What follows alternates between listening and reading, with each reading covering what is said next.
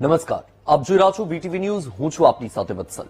રાજ્યમાં હજુ પણ કમોસમી વરસાદ પડવાની અંબાલાલ પટેલની આગાહી. આગામી 48 કલાકમાં રાજ્યના વિવિધ ભાગોમાં પડી શકે વરસાદ. અરબ સાગરમાં ભેજના લીધે અતિભારે વરસાદ પડી શકે. જામનગર જિલ્લામાં અતિભારે વરસાદ ખાબકી શકે.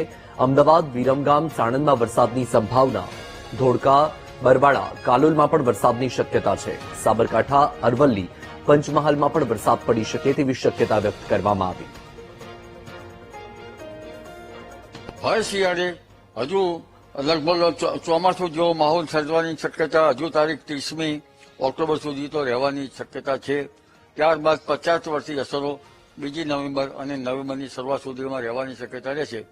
હમણાં જે લો પ્રેશર, અરબી સમુદ્રના લો પ્રેશર અને બંગાળ ઉપસાગરની બંને સિસ્ટમોના લીધે અને દેશના ઉત્તરીય પર્વતીય પ્રદેશોમાં આવેલા વેસ્ટર્ન ડિસ્ટર્બન્સના લીધે હમણાં પણ ભર શિયાળે ચોમાસા જેવો માહોલ રહેવાની હજુ શક્યતા છે.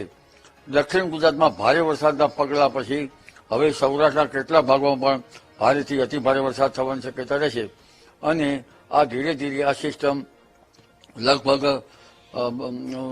પૂર્વીય ભારત તરફ ખસવાની શક્યતા રહેતા લગભગ આગામી 48 કલાકમાં સૌરાષ્ટ્રના ભાગોમાં થઈને ત્યારબાદ લગભગ ગુજરાતના ભાગો પર ખસતા અમદાવાદના ભાગો તરફ આગામી 48 કલાકમાં અમદાવાદના કેટલાક ભાગોમાં ભારે વરસાદ થવાની શક્યતા રહેશે.